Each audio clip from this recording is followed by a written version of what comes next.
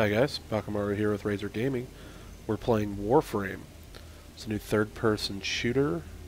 It's currently in beta right now, but we found the control schemes a little lacking, so we're going to do a quick tutorial with your 3 different weapon types that you can carry. You can press Y to switch between your sidearms and your main weapon. You can also press right bumper to use melee, as you saw me do there. You can string together a small combo of melee attacks. Their damage is pretty weak, far and wide. The best attack is to hold your melee attack and do those stronger strikes. Those are going to do a lot more damage, and on most smaller enemies, if you don't kill them, will stun them. With your assault weapons and your sidearms, right trigger is to fire, the standard. Well, I use a controller, so it's standard for me. But your standard control scheme to fire with your mouse, it'll be your left mouse button. You can also use right mouse button or left trigger to zoom. And real quick, we're just going to show a little bit of combat. See those powerful attacks, splitting people in half. Gotta love it. It's always cool. Use a bow staff or some of the heavier blunt weapons. You send them flying. I love those as well. I may put a video up of those a little bit later. Basically what we're doing is we're on a ship and we're going to kill everything. The mission types are not that varied. One of the guys we play with compared it to Killing Floor just because it is kind of a mindless slaughter. Go through, kill everything, collect mods that you can use on weapons or your armors. Collect credits you can use to purchase new weapons or to purchase new parts, things like that. That guy snuck up on me, sorry about that. Alright, for movement, you can sprint, slide, jump, and you can combine those together in some really wacky ways. I believe I turn around here in a second and show one of them that amuses me the most. Sprinting, sliding, attacking. That often fires past people, but hey, that's fine. Even rolling and jumping to get further distance and get out of bad situations. While sliding, you can shoot your weapons. You can zoom. It's a little wonky, but it does work. Saw me there destroying a little green crate. Rule of thumb, anytime you see anything bright green in these stages, if you can make it out through the bloom, it's either a way to go, or if it's on an object, it's something you can destroy, or a locker that you can open. Here around the corner you see this little stand. If I smash it open, it'll spew out credits, or ammo, or health, or energy orbs. Energy we will use for our special attacks. But those are unique to every armor suit. I'm playing as Excalibur currently, so that would be the melee focused, although not so much as Rhino, which seems to be a tank. We're all still working on getting towards that. There you go, did a sliding slice, managed to catch him on the backswing on that, split him in twain. The maps have very simple objectives. It's always go here and pick this up, or go here and kill this boss, or eliminate all units. Right now we're showing a pretty basic setup. We don't have any unique modifiers going on in the map. Normally you can have anything from the ship being frozen over and ice being everywhere, which causes your energy and armor to be halved. I'm not sure why that is exactly, but that's how it works. To the ship being on fire with various hazards that can set you alight, that will hurt you very badly, so avoid fire. And to our personal favorite, Infestation. Infestation being a mode where whenever you go in, everything's kind of reminds you of the Flood from Halo. They're just kind of giant, nasty creatures, various effects that they do. And they're quite a pain in the neck to fight. Once again, everything green, something you can go through, something you can access. Saw me before opening up a locker here using the elevator. The elevators do take a while to pull up, depending on how far down they are. The ones that are really far down will drive you crazy. So far, we're really liking the game. The experience system works well. I mean, the combat works fine.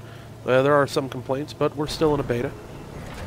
You can get beta keys at various websites. I'll provide a link below where y'all can get that and where you can download the game itself, as well as a brief explanation for the order in which you need to do things. You saw me use some of my special attacks there.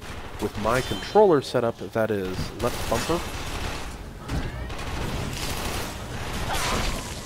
right bumper for my melee. Now here you see the shields. top right-hand corner, you'll see a small number. I'm just sitting here letting myself take damage. And then you see that switches over to red. When you see your character switch over to red like that, you're now taking health damage. That does not regenerate. For that, you will have to pick up orbs for. But if you give it enough time, your shield will, there we go, boost itself back up. And I decided I've had enough of these guys, and I'm going to deal with it. As my shields and health are kind of low, I'm going to abuse my special attacks, which allow me to teleport and cut most enemies down in one swing. And there we go. I'm awesome, I'm great. I have defeated the bad guys. And now I'm just going to wait here for a moment for my shield to recharge back up before we finish talking about the game. We're also missing another enemy type here that we will not go over here. We'll go over in another video, but they like to use electronics, so they'll focus on security cameras, turrets, locking down doors so that you have to hack systems to get in. All enemies will do that, but they seem to do it significantly more. There you see the sliding attack does not do as much damage as my power attack because I didn't one-hit kill him. However, still useful. As it gets you behind the enemy, it gets their gunfire off of you for a little bit. Time to sneak around. Here, I've got a door that's locked, so I've got to use a hack system. This is completed by aligning all of the symbols together. You do have a time limit. We've never actually failed one, but all it normally would do is boot you out, and then have to have you restart it with a different configuration. For mouse, it's right and left mouse button to change how those patterns go. With controller, I could not tell you. I switch to my mouse as soon as that happens because it is too annoying to switch tiles using my controller. It is much easier to use a mouse for those sections. Otherwise, I would honestly say to use a controller to play the game with. It makes the controls a lot smoother. Especially being in third person, I've always found third person very awkward with a keyboard and mouse. That's personal preference, of course. Do whatever's more comfortable for you guys. Now get the hell out of here. There, I finally collected the objective. It's now time for me to leave. This is a raid mission, which means you will get to an objective, collect it, and then you'll have to get your way out as quickly as possible. And there I've died. Hubris has gotten the best of me.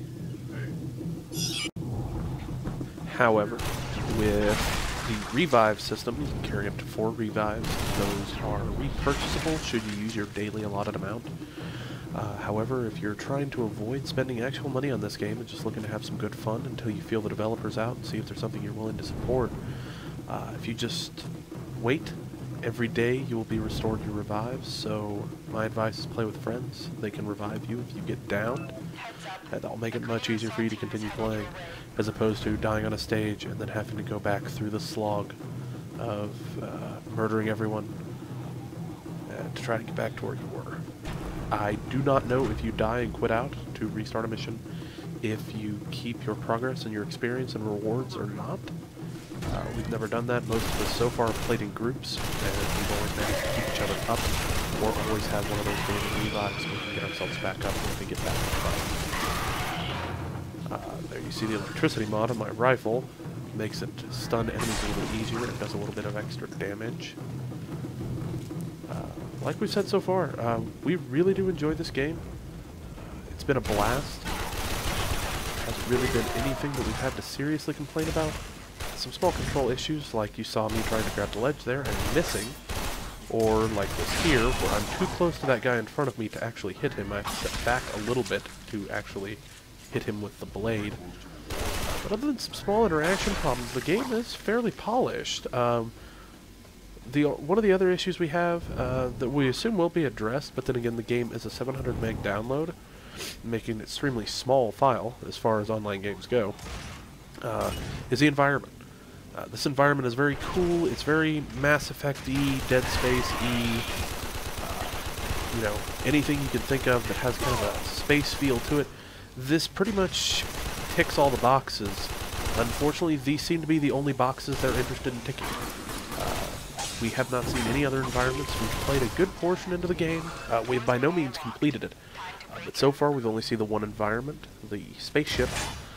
They do go and edit the tiles and change it up so that it's not always so monotonous, always the same. But regardless, I mean, I said that earlier, but We have had the occasion where later in the game we will find a room that we've never seen before, that has been attached onto 55 rooms that we have seen before. But with that said, the game is quite polished, quite nice. We can play it on high. It looks great. Enemy character models, I'm not particularly fond of their style. They all look like they're peg-leg pirates to me. They all have these very pointy struts that they walk on. That's even more exacerbated with the robotic units that we'll see in hopefully another video, assuming you guys enjoyed this one. Let's get going.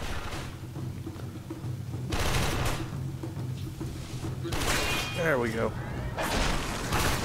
Slid back behind him. Of course, that attack didn't kill him, as we said earlier. These power attacks, that's why you see me use them so much with this character, is they wreck. They do tons of damage. We're switching to the dual pistols.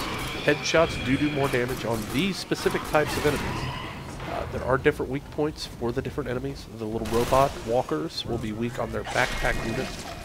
And when you see the flood-like infection, or infestation, I guess is what it was actually called, theirs appears to be, oddly enough, there's a bright red knee pad they all wear on their right knee, so when they're charging you, your left. And if you shoot that knee pad a couple of times, their leg blows off and they fall over, which makes them significantly easier to deal with, considering their main modus operandi is to sprint, get to you, and explode. Which is very unfortunate, because that explosion will stun you. Here you see one of the more awkward and annoying pieces of the game. Dual control doors that will require you and a teammate to be on either side of the door to open it. If you're playing by yourself, thank God, you can just open it. Why they felt the need to keep those in when playing solo, I do not know. It feels like the maps are random every time. Like this time, it felt like this map was significantly different than it had been. This is one of the very early maps. And I don't recall it being this long, nor having this many enemies. Well, you see me abusing that power attack again to slide through. I finally said, screw it, I've had enough. So I'm just kind of sprinting out of the fight, sliding, jumping, dodging, whatever I can do to keep the bullets from hitting me. Checking out a locker here. We've got some ammo packs. For y'all's information, if you're interested in the different kinds of weapons, you can carry the one main weapon, as we said earlier, the shotgun and the sniper rifle. Sniper rifles, one seems like everybody's going to go for. I wanted to go for it myself. We had one of our players sleep, who you might catch in one of our videos later, get the sniper rifle, and he said at first he did not like it at all. He said it controlled very poorly. He was having a very hard time getting shots off with it. And then after he played with it for a little bit, he realized it was ridiculously overpowered and amazing. It does carry limited ammunition at base, 60 rounds, and I believe it's a 4-round mag with a very long reload time. But though the sniper rifle and the shotgun will have the most ammo scattered about for them, because most players will play with the assault rifle that they start with, giving you the ability to collect more ammo and always be stocked up, because your friends will likely as not be picking up that kind of ammo. The shotguns are very effective. You won't see me using those. I'm not a big fan of them. I stay with just the starter rifle because I spend most of my money modding my sword and my pistols. I tend to pick up the objectives, which restrict me to using a pistol unless I choose to drop the packet that you have to pick up. And that'll be the end. End here every time is these rooms, these weird silhouettes carved out in them. When the whole party gets close enough, you'll begin to exit mission complete. See, I racked up a little bit of experience, nothing that impressive. Well, that's Warframe in a nutshell. We'll do some more videos for it, but you guys let me know what you think in the comments. If you have any questions, let us know.